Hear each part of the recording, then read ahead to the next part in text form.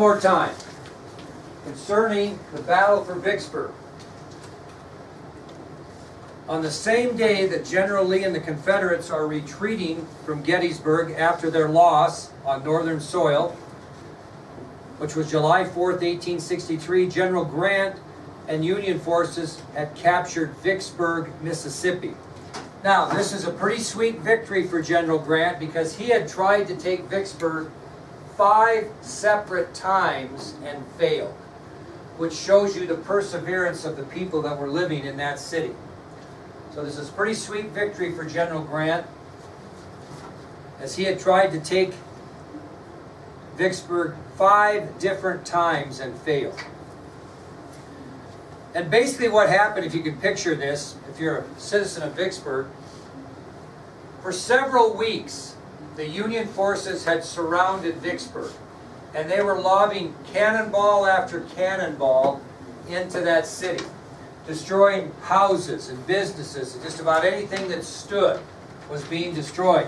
People were moving out of their destroyed houses and living in caves up in the hills that surrounded Vicksburg.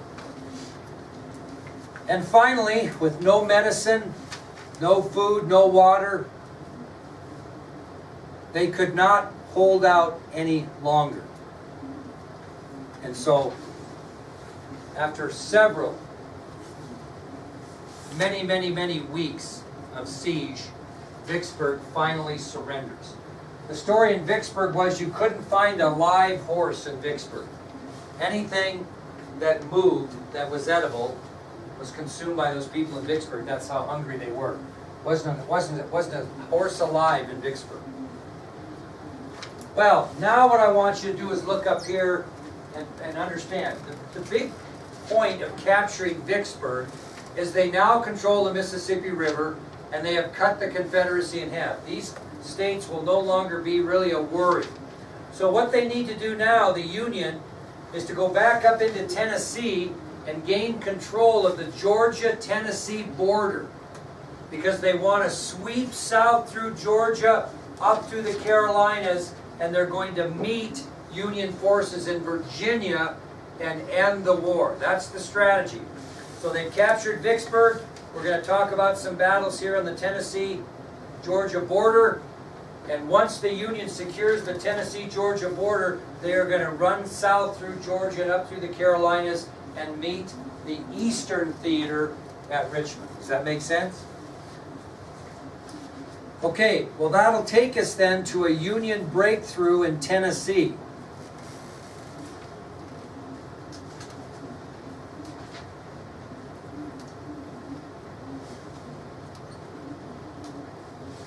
Well, on September 9th of 1863,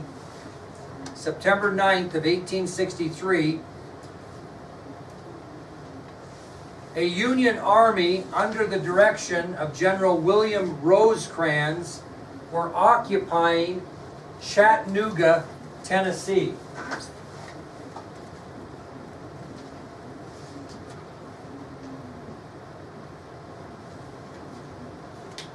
On September 9th of 1863, a Union army under the command of General William Rosecrans were occupying Chattanooga, Tennessee.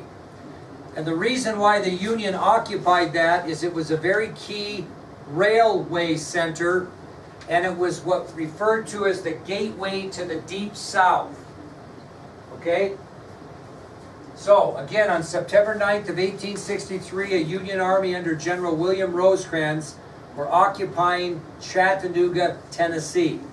The reason that was such a key city in Tennessee is it was a key railway center, and it was also considered the gateway to the Deep South. So if you're the Confederates, what would you like to do here? Take Chattanooga away from the Union, would you not? Because you don't want the Union to secure the Tennessee-Georgia border. So a Confederate army commanded by General Braxton Bragg attacks the Union army at Chickamauga Creek just outside of Chattanooga. So because they do not want the Union to have Chattanooga, Tennessee, a Confederate army commanded by General Braxton Bragg attacks Union forces at Chickamauga Creek outside of Chattanooga, Tennessee. And the Confederates win the day. They win the Battle of Chickamauga Creek. Well, rather than retreat out of Chattanooga, what does Union General William Rosecrans do? He holds out for what? Reinforcements. He wants Union reinforcements because he does not want to abandon Chattanooga. So after he's defeated in battle, he rounds up what troops he has left and carefully waits for reinforcements so they can defeat the Confederates. Well, reinforcements arrived under the direction of General Ulysses S. Grant, General George Thomas, and General William T. Sherman. So as Rosecrans is waiting for these reinforcements, they will arrive in 3 phases. General Grant will bring reinforcements along with Generals George Thomas and William T. Sherman.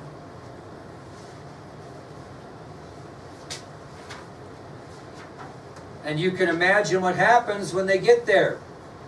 They have 2 major battles in which the Union wins both. The first at Lookout Mountain and the second at Missionary Ridge. So after those reinforcements arrive, the Union will win 2 significant victories. First at Lookout Mountain and then at Missionary Ridge. And these 2 victories at Lookout Mountain and Missionary Ridge will give control of the Tennessee-Georgia border to the Union. And they're simply going to march to the sea. We'll explain that in a minute. So again, they've accomplished the goal here. They have control. Now they're going to march into the Deep South, head up north through South Carolina, North Carolina, and meet up with Union troops in Virginia at Richmond. That's the plan. So that'll take us to our next subtopic, which is General Sherman's march to the sea. You everybody understand what they're doing here? Now something happens of significance before General Sherman's march to the sea. Does anybody want to guess what happens on March 9th, 1864? That should have happened a long time ago according to historians. What happened on March 9th of 1864? Think about where we're at. Not yet. We're going to have an election. What does Lincoln do that he should have done a long time ago? Come on now. The other class popped this right out. No, we're past that. What does Lincoln have to do many times? Say it. Say it there, Kate. And he does on March 9th, 1864. And who does he change to? Who? Come on. Absolutely. He finally makes the right choice and chooses Ulysses S. Grant as overall commander of Union forces. Where has Grant been this whole time? In command of what theater of the war? Western Theater. And after the victories at Lookout Mountain and Missionary Ridge, Lincoln turns to the guy that's gotten every victory in the Western Theater, Ulysses S. Grant, and finally figures out, I think this is the guy that ought to lead us. And on March 9th of 1864, President Lincoln appoints General Ulysses S. Grant as overall commander of Union forces.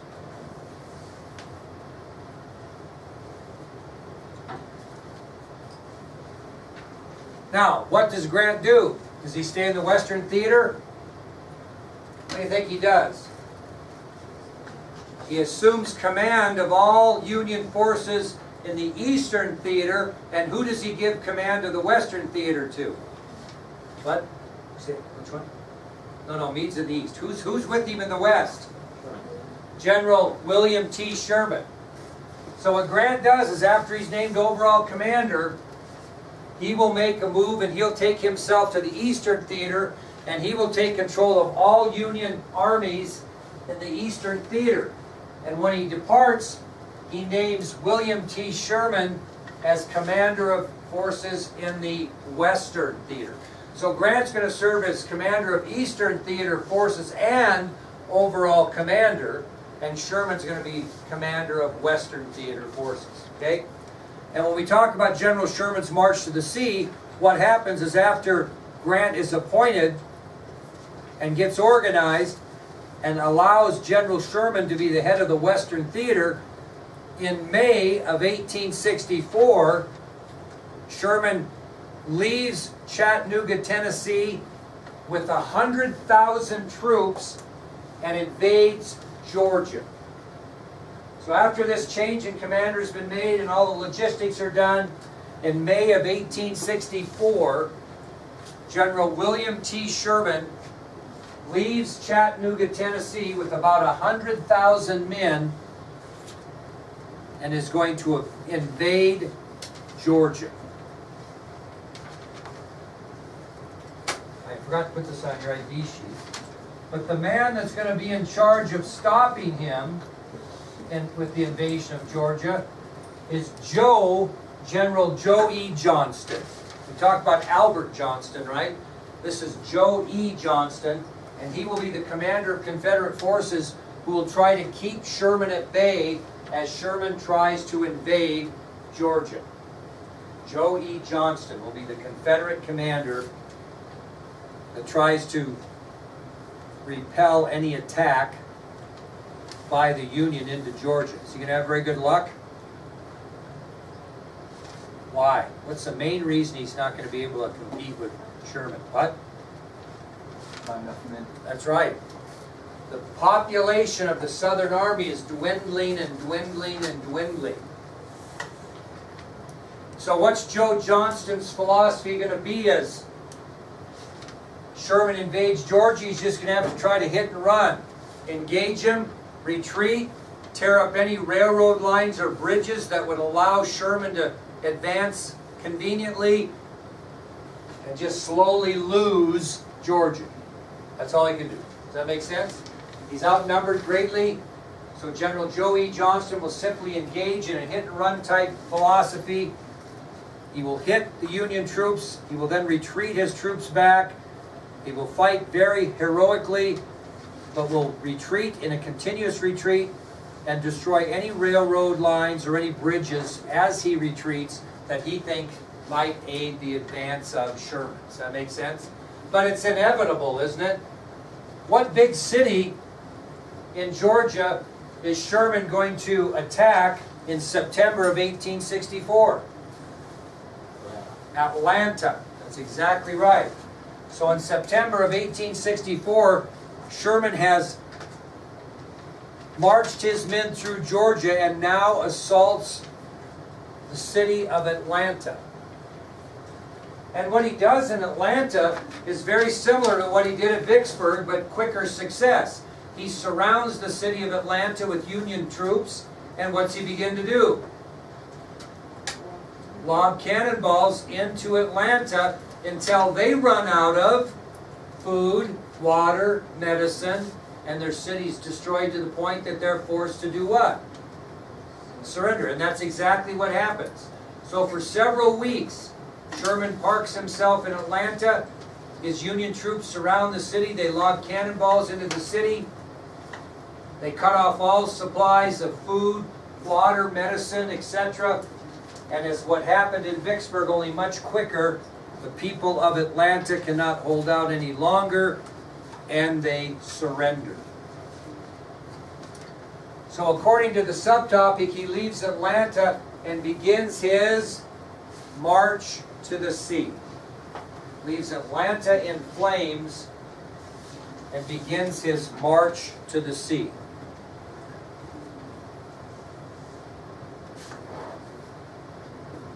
Now Sherman's plan as he leaves Atlanta and heads towards the sea is his men are simply going to live off the land and, quote, make Georgia howl. That's Sherman's plan as he leaves Atlanta. They're going to live off the land and make Georgia howl. So when they conquer a town like Atlanta, do they just say like, this is Union now, you can't do anything about it? And they leave people there to keep track, yeah. Yep, good question. But he's going to march his men to the sea and make Georgia howl. What does that mean? Tatum, what does it mean? He's going to make Georgia howl. So Tatum falls asleep during my Gettysburg video, which she does, and I'm just making a scenario. And it irritates me because I think that she should have never even dreamed of falling asleep during my video. So I'm going to make Tatum howl. I'm going to make her life as miserable as I can for her falling asleep in my video. Why is Sherman so out in punishing the people of Georgia? What did they do that made him so mad? Seceded from the Union. So his whole philosophy is he's going to make Georgia howl. He's going to make those people suffer for even thinking about ever seceding from the Union. That was his plan. So Sherman wants to make the people of the South suffer as much as possible for their decision to secede from the Union. So he's going to make Georgia howl. How's he going to make Georgia howl? He's going to practice what we call total war. He's going to practice total war. Is he getting any resistance, really? Not much. So I'm going to give you 4 examples of what total war.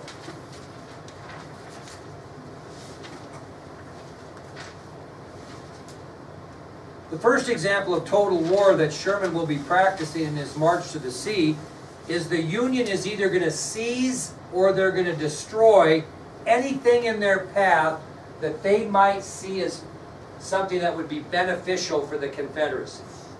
So they're either going to seize or they're going to destroy anything in their path that they see that might benefit the Confederacy in any way, shape, or form. So if there was a big cannon, usable cannon on their route, they would either take the cannon or they would destroy the cannon so that the Confederates could not use it, for example. Okay? The second example of the Union practicing total war is they would destroy all railroad lines they came in contact with during the march.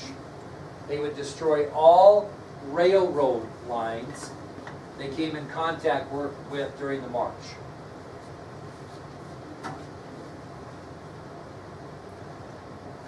The third example of total war is the soldiers would simply feed on all the rich farm products from these southern farms they came in contact with. Obviously they wouldn't be paid for that, would they? No.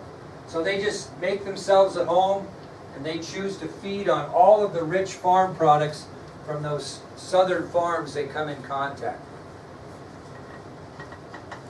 And the fourth example is anything on those farms that they didn't want, they simply destroyed. Which would include what maybe? Animal, livestock, very good. They don't want this horse that's there, we'll just shoot him. We don't want the Confederates to get him, right? So that's total war. They were very, very harsh in their march to the sea. Very, very harsh.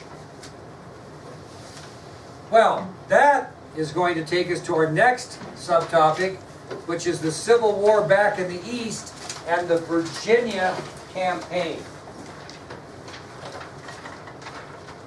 Civil War in the East and the Virginia campaign.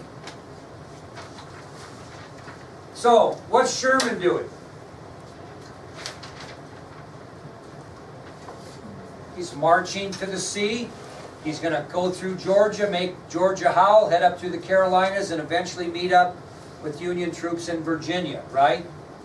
Well, when we talk about the Civil War back in the East, remember again, Lincoln appointed Grant as overall commander. Grant took control of the Eastern armies. He gave control of the Western theater to Sherman. And most, if not all, of the fighting between now and the end of the Civil War in the Eastern theater will be in the state of Virginia. So Virginia is going to be the target here. And as Sherman is assaulting the South from Chattanooga through Atlanta, through the Deep South, Grant will fight 3 major battles in Virginia during that time. So there's going to be 3 very important battles that are fought between the Union and the Confederates, and all of them are going to happen in 1864, and all of them are going to happen in Virginia. So there's going to be 3 major battles in the Eastern Theater. Very important battles fought between the Union and Confederates. They're all going to be fought in 1864 and all in the state of Virginia. And they're on your ID sheet, so you can just kind of, we'll go one at a time. But they're going to be the Battle of the Wilderness, the Battle at Spotsylvania, and the Battle at Cold Harbor. Those are going to be the 3. And we're going to start by telling you about the Battle of the Wilderness.